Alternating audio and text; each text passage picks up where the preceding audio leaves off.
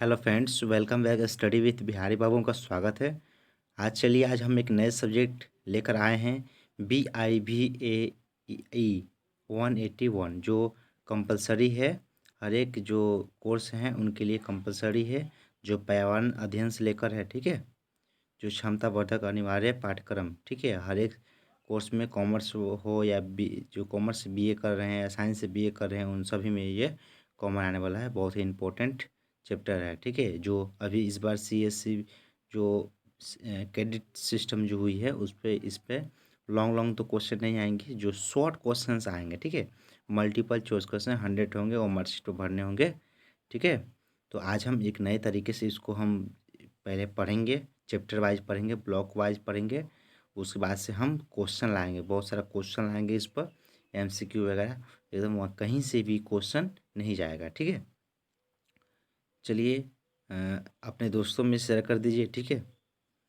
चलिए आज हम शुरू करेंगे 181 BIVA, ठीक है। चलिए खंड पहला जो है 1 है, उसमें हमको पढ़ना है पर्यावरण से लेकर, ठीक है। पर्यावरणीय अध्ययन का परिचय पढ़ना है, ठीक है, ठीक है। चलिए, और आपका इसमें जो दिया है कि खंड 1 में क्या क्या है, तो देखिएगा। खंड 1 में है आपका, देखिए, देख सकते हैं स्क्रीन पे। इकाई 1 में हमारा पर्यावरण पढ़ना है, इकाई 2 में पारिस्थितिक तंत्र पढ़ना है, और इकाई 3 में प्रमुख पारितंत्र पढ़ना है, ठीक है। तो आज हम स्टार्ट करेंगे इकाई 1, ठीक है। ये हमारा पर्यावरण, ठीक है। चलिए चलिए शुरू करते हैं पर्यावरण, ठीक है। देखिए इकाई 1 में हमारा पर्यावरण, ठीक है। इसमें देखिए हमको क्या क्या पढ़ना है। इसमें आपको प्रस्तावना, ठीक है, प्रस्तावना से लेकर पर्यावरण की अवधारणा, पर्यावरण का घटक के प्रकार, ठीक है। पर्यावरण के घटक, पर्यावरण के प्रकार, जीवन के लिए महत्वपूर्ण जो पर्यावरण है, ठीक है, मानव पर्याप्त संबंध और स्वपोषणीयता, सतत विकास संकल्पना है, और पर्यावरण अध्ययन, ठीक है, पर्यावरणीय अध्ययन का महत्व, सारांश, ठीक है। अंत में कुछ प्रश्न उत्तर, ये सब हम करेंगे, ठीक है। तो चलिए हम इसको स्टार्ट करते हैं। प्रस्तावना में पढ़ते हैं। प्रस्तावना में इम्पोर्टेंस है, कुछ कुछ बातें यहाँ से भी MCQ आ सकती हैं, ठीक है। छोटे छोटे क्वेश्चन में दिया जा सकता है, ठीक है। चलिए 1.1 का पढ़ते हैं, प्रस्तावना, ठीक है। देखिए इसमें ब्लॉक 1 पहले स्टार्ट करेंगे, उसके बाद ब्लॉक 2, ब्लॉक 3 चलेंगे, ठीक है। चलिए, पृथ्वी एकमात्र ऐसा ग्रह है, ठीक है। पृथ्वी एकमात्र जो है ऐसा ग्रह है जहाँ जीवन होना ज्ञान है, जहाँ जीवन होता है, ठीक है। पृथ्वी की विशालता के बावजूद, ठीक है, पृथ्वी इतनी बड़ी है, ठीक है, उसके बावजूद भी जीवन इसके बहुत ही संकीर्ण क्षेत्र में पाया जाता है, ठीक है, जिसे हम जीव मंडल कहते हैं, बायोस्फीयर कहते हैं। वहाँ पर हम जीव प्राणी जो हैं तरह तरह के पाए जाते हैं, ठीक है। इसको थोड़ा सा याद कर लेंगे। जीव स्पेयर किसे कहते हैं, जो हमारे संग जो विशालता के बावजूद भी जो हमारे संग के सब तरह के जीव रहते हैं, छोटे बड़े, ठीक है।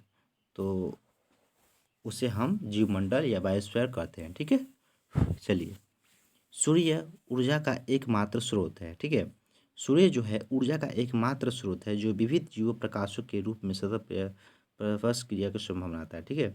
हर एक जीवन रोजमर्रा का जो क्रियाक्रम होता है, एक तरह से सूर्य बहुत ही इम्पोर्टेंस उसमें अपना योगदान देता है।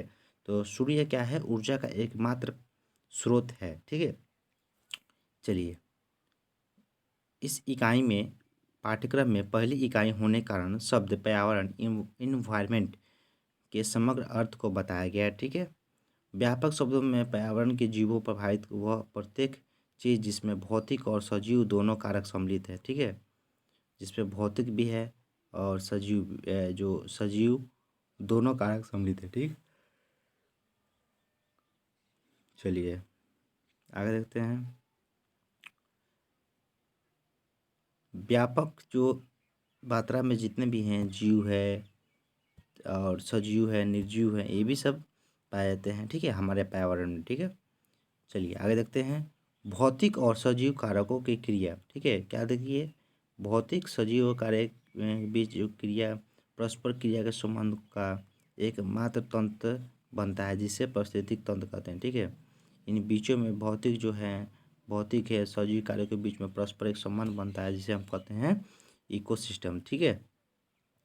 इस इकाई में बताया गया है कि सजीवों के रूप में किस प्रकार पारिस्थितिक तंत्र के अन्य सजीव और निर्जीव घटकों के साथ परस्पर क्रिया करते हैं। ठीक है। किस तरह से एक दूसरे पर निर्भर होते हैं सजीव और निर्जीव, कैसे अपने जीवन को जीते हैं। ठीक है। इस बारे में यहाँ पर बताया गया है। ठीक है। चलिए आगे देखते हैं। सर्दियों से मनुष्य ने पृथ्वी एवं पर्यावरण के वस्तु असीमित संसाधन माना है। ठीक है। हमारे पृथ्वी पर किसी भी संसाधन की कमी नहीं है। ठीक है।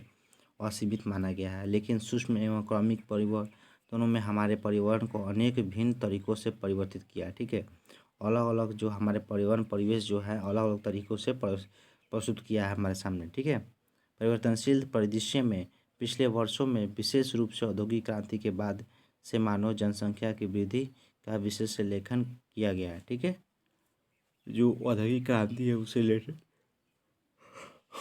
हम आशा करते हैं कि इस इकाई से आपको पर्यावरण के विभिन्न घटकों को बेहतर तरीके से समझने की सहायता मिलेगी।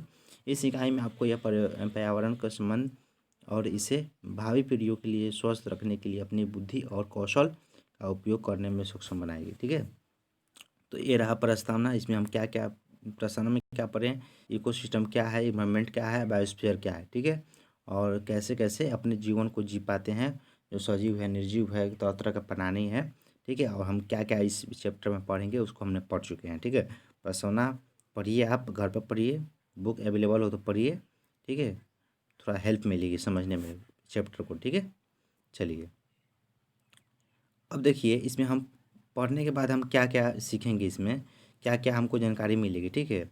इसमें देखिए पहला आपका है अपने जीवन और परिवेश में पर्यावरण को महत्व को समझ सकेंगे। ठीक है। अपने जीवन जो है हमारा जीवन जो है अपने परिवेश आसपास के जो चीज़ें हैं किस तरह हम पर प्रभाव डालता है। ठीक है। इसको महत्व को हम समझ पाएंगे। ठीक है। चलिए पर्यावरणीय अध्ययन अगला जो पॉइंट है पर्यावरण अध्ययन की बहुविषयीय प्रकृति का विश्लेषण करेंगे। ठीक है। जो पर्यावरणीय अध्ययन हम आसपास की चीज़ों को देखकर हम सीखते हैं, क्या ज्ञान हमको मिलता है। ठीक है। उसे विश्लेषण करेंगे हम। ठीक है। विश्लेषण को हम समझेंगे। ठीक है। अगला पॉइंट देखिए 3 नंबर में है आपका पॉइंट पर्यावरणीय अध्ययन से महत्व और परियोजना को समझेंगे। ठीक है। आखिर पर्यावरण अध्ययन का अध्ययन जो पर्यावरण का जो अध्ययन करेंगे उसका महत्व क्या है, उसका परियोजना क्या है, उसको हम समझ सकेंगे। ठीक है। चलिए अगला पॉइंट जो है सपोषणीयता सस्टेनेबिलिटी। ठीक है। एंड सत विकास एंड सुस्टेनेबिलिटी डेवलपमेंट, मतलब जो है सतत विकास। ठीक है। कि संकल्पना के महत्व को पहचान सकेंगे। इन आखिर ये क्या है, इनकी महत्व क्या है, इनकी जरूरी आखिर क्यों है। ठीक है। चलिए पर्यावरण हम अगले चलिए स्टार्ट करते हैं। पर्यावरण की अवधारणा हम थोड़ा सा पढ़ेंगे, आखिर अवधारणा में क्या क्या है उसको पढ़ लेते हैं जल्दी। प्रत्येक जीवित जीव एक विशिष्ट परिवेश अथवा माध्यम का होता है। ठीक है। प्रत्येक जो जीव कहने का मतलब है प्रत्येक जीव जो है अपने परिवेश का अपने स्थान का एक माध्यम होता है, उसके सारा ही परिवेश नहीं रहता है। ठीक है। परिवेश के आसपास जिसके साथ वह निरंतर परस्पर क्रिया करता है, एक दूसरे से संबंध जो रहता है एक दूसरे के बीच में रहता है। ठीक है। तो क्या है परस्पर क्रिया करता है एक दूसरे से मिलकर। ठीक है। अपना भोजन प्राप्त करता है। ठीक है। और जिसके प्रति वह पूर्णतः अनुकूलित होता है यह परिवेश प्राकृतिक पर्यावरण है। ठीक है। यह जो है अनुकूलित होता है पूर्णतः एक दूसरे पर जुड़े रहते हैं और परिवेश प्राकृतिक का क्या होता है पर्यावरण। ठीक है। पर्यावरण शब्द जो है प्राकृतिक पर्यावरण से हमारे मन में भूदृश्य जैसे मुद्रा जल पर्वत तथा मरुस्थल के व्यापक आयाम आते हैं। ठीक है। व्यापक आयाम जो होते हैं मिलते हैं। ठीक है।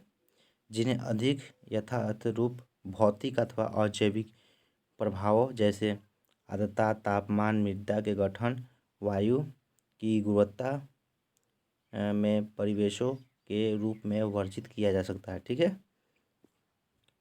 इसमें जीव विज्ञानी अथवा जीव जैविक प्रभाव ठीक है कि सूक्ष्म जीवों और जंतुओं के रूप में सम्मिलित होते हैं। ठीक है। इनमें क्या होता है, जैविक प्रभाव से सूक्ष्म जीव वे जो जंतु भी है उनमें सम्मिलित होते हैं, अथवा पर्यावरण को किसी जीव के परिवेश को सजीव निर्जीव घटकों या प्रभावों को घटनाओं को कुल योग के रूप में परिभाषित किया जाता है। पर्यावरण कहने का मतलब क्या है कि जो हम आसपास देखते हैं अपने, जिससे हमारे जीवन को प्रभावित करता है, सजीव हो या निर्जीव हो, हाँ, तो ये लोग हमारे घटक बनते हैं। ठीक है, घटनाओं का कुल योग को परिभाषित अगर किया जाए तो वो कहा जाएगा उसको पर्यावरण। ठीक है, चलिए हम सबसे पहले आरंभ करते हैं कि पर्यावरण है क्या, आखिर आखिर क्या है। ठीक है, बहुत ही इम्पोर्टेंट्स है आपको जानना। ठीक है, पर्यावरण है क्या। ठीक है, चलिए ये जो शब्द है एनवायरमेंट, पर्यावरण जो है फांसी शब्द एवायरन से व्युत्पन्न है, जिसका अर्थ है घेरे हुए। ठीक है, अपने आसपास जो घेरे हुए हैं अथवा इर्द गिर्द, जबकि मेंट का अर्थ है यानी पर्यावरण। ठीक है, एनवायरमेंट जीव और प्रकृति के बीच जो हम बीच में रहते हैं उन्हीं को एनवायरमेंट कहा गया है। ठीक है, मनुष्य के लिए अनेक प्रकार के पर्यावरण होते हैं। ठीक है, जैसे घर का पर्यावरण, व्यवसायिक पर्यावरण, राजनीतिक पर्यावरण, ये सब क्या है, एक तरह का पर्यावरण ही माना जाता है। ठीक है, इत्यादि।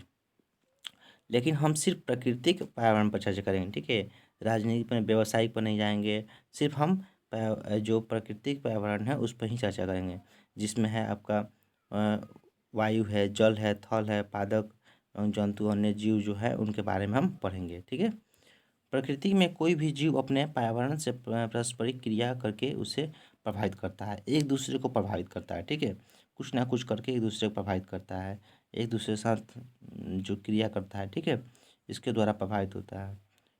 अतः पर्यावरण वायु, जल और थल का कुल योग है।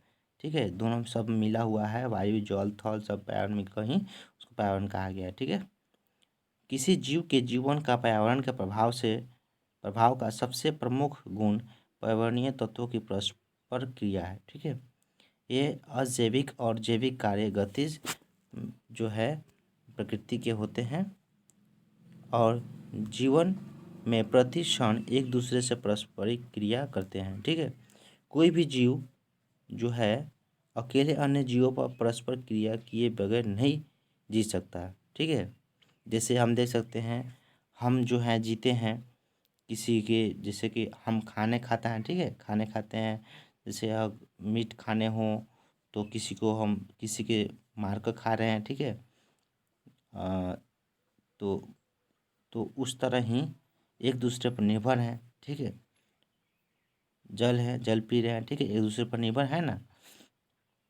तो उस वही कहा गया है कि यहाँ पर कोई भी जीव जो है एक दूसरे पर अगर निर्भर ना रहे, पारस्परिक क्रिया ना करे, तो वो उनका जीवित रहना मुश्किल है। ठीक है, चलिए ये जैविक और जैविक कारक, अजैविक और जैविक कारक दो आया है, जैविक और जैविक कारक। ठीक है, इसको ध्यान से देखिएगा। अजैविक और जैविक कारक गतिज प्रकृति के होते हैं। ठीक है, गतिक परिवर्तक होते हैं और जीवन के प्रति क्षण एक दूसरे से पारस्परिक क्रिया करते हैं।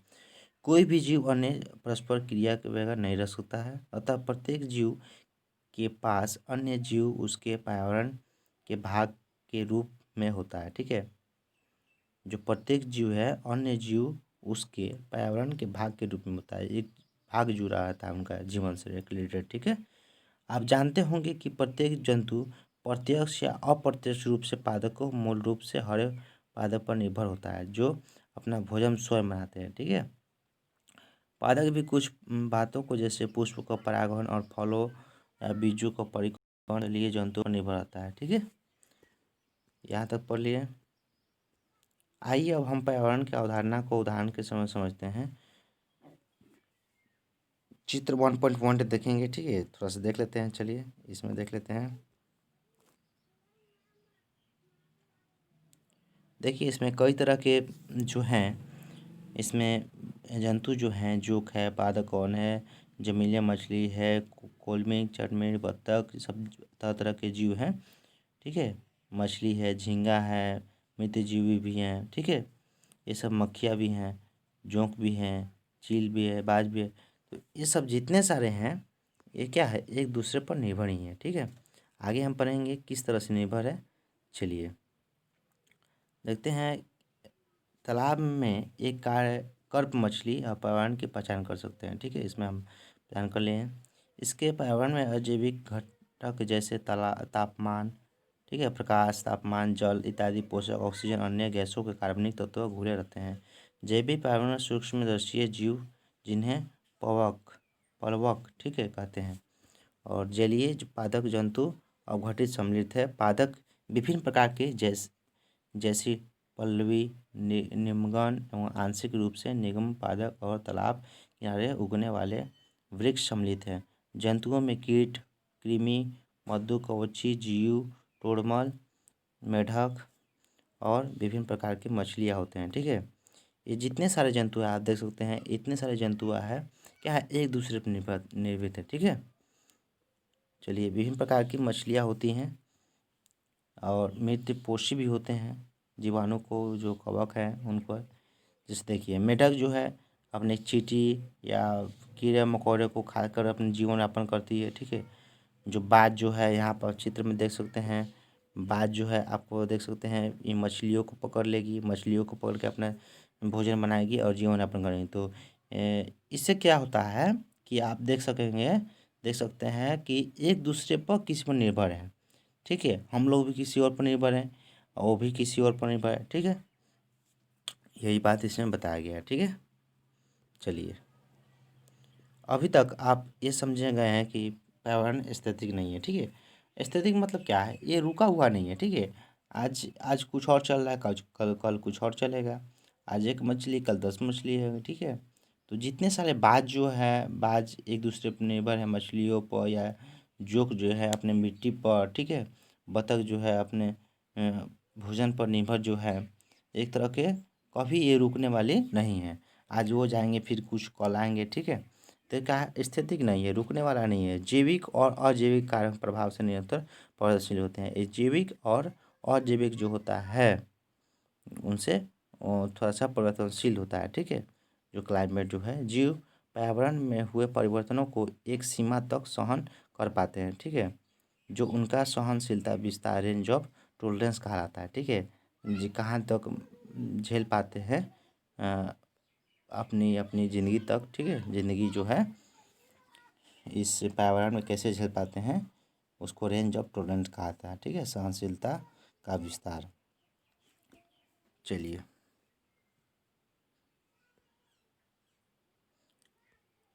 अगले दिन हम पढ़ेंगे पर्यावरण। ठीक है, पर्यावरण के घटक के प्रकार और इम्पोर्टेंस सब चीज़ है।